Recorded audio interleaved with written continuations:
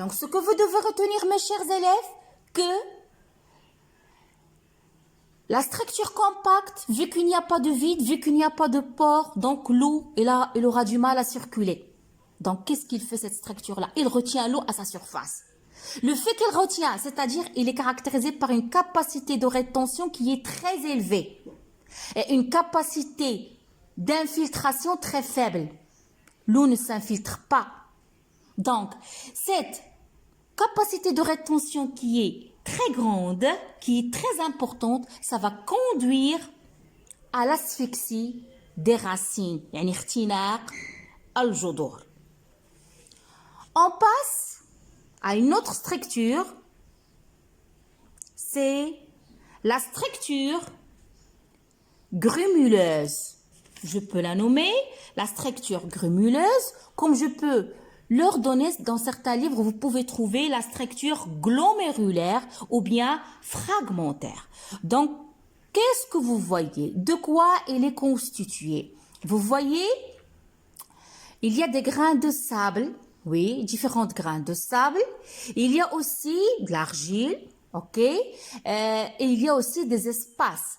Donc, la structure grémuleuse, mes chers élèves, elle est constituée d'argile, de limon, de sable, un ensemble de grumeaux de sable et de limon qui sont liés en agrégat. Vous allez me dire quoi? Ça veut dire agrégat. Ça, c'est un agrégat. Agrégat, ça veut dire c'est un assemblage hétérogène de substances ou d'éléments qui adhèrent solidement entre eux. C'est-à-dire ça, على شكل مجموعات. C'est ça le mot agrégat. C'est un assemblage de quoi? De limon, de sable et d'argile, formant, ça ce sont des agrégats, formant quoi? Formant des agrégats. Et qui sont liés par le complexe argilo-humique. Donc ces agrégats-là, هاد المجموعات مرتبطة متصلة بالمركب الطيني الذبالي que je vais expliquer dans les prochaines séances, Inch'Allah.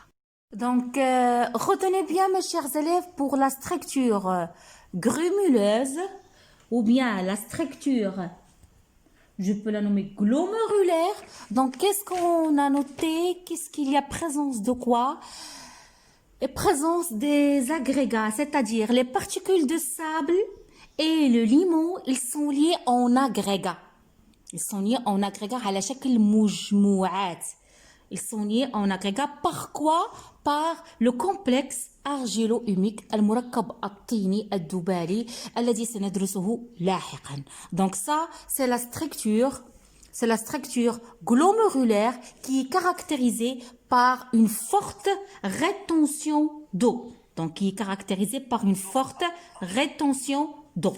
Donc, ce que vous devez retenir, mes chers élèves, comme récapitulatif, que pour la structure granulaire, c'est-à-dire la structure particulaire, il n'y a pas d'argile. Les éléments fins, que ce sont le sable, ne sont pas donc liés entre eux. Et on a beaucoup de pores, on a beaucoup de vide. Autre chose, pour la structure compacte, les éléments fins de sable sont liés par l'argile. Ce qui donne une structure compacte caractérisée par une capacité d'infiltration triée très faible à l'opposé de la structure particulière et une capacité de rétention qui est très élevée à l'opposé de la structure particulière. Concernant la structure grumuleuse, on note la présence de petits agrégats d'argile qui maintient les éléments fins. Et vous voyez qu'est-ce qu'il y a? Il y a du sol aéré, c'est-à-dire il y a du vide, il y a des lacunes, c'est-à-dire le sol il reste aéré grâce aux espaces lacunaires. Je le répète, pour la structure grumuleuse, mes chers élèves, il contient du vide, il contient des pores, il contient des lacunes, مسامات, فراغات, qui permettent la circulation d'eau, la circulation d'air, d'où هناك تهوية للتربة. L'aération du sol et les racines, ils peuvent pénétrer facilement, à l'opposé de la structure compacte qui peut causer l'asphyxie des racines. Donc là, on a décrit, on a fait la description des différentes structures du sol. On a défini qu'est-ce que c'est la structure du sol, c'est-à-dire la structure du sol, c'est-à-dire la manière dans laquelle les particules du sol sont liées, c'est-à-dire le mode d'assemblage des particules minérales et organiques du sol. Retenez bien ces deux questions, vous pouvez les voir à l'examen. Troisième question que vous pouvez trouver dans l'examen, le prof peut vous demander, parmi ces trois structures, laquelle des structures est la plus favorable pour avoir un bon rendement agricole.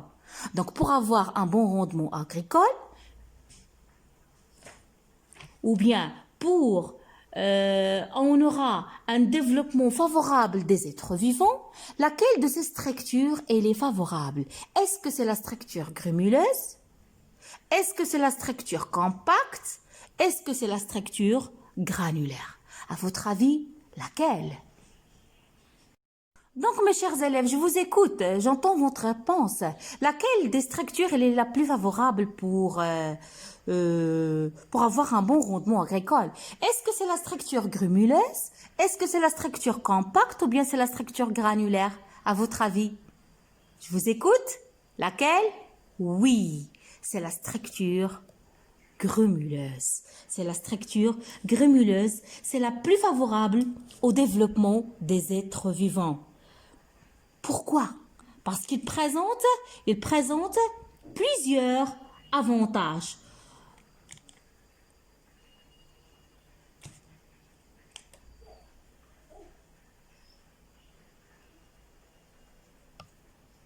Parce qu'il présente plusieurs avantages. Parmi ces avantages-là, une meilleure rétention d'eau, je viens de le dire, structure glomérulaire, une forte rétention d'eau et des éléments nutritifs. Autre avantage, vu qu'il y a d'espace vide, vu qu'il y a des lacunes, ça permet une bonne aération et un bon développement du système racinaire des végétaux.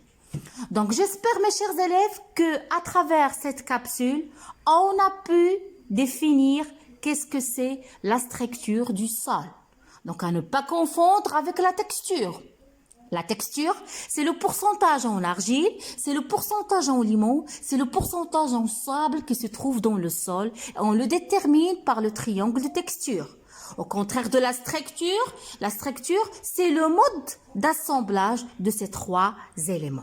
À ne pas oublier qu'il existe trois structures. Structure grémuleuse, que je peux la nommer structure glomérulaire. Structure compacte, structure granulaire, que je peux la nommer la structure particulière. Ma capsule touche à sa fin.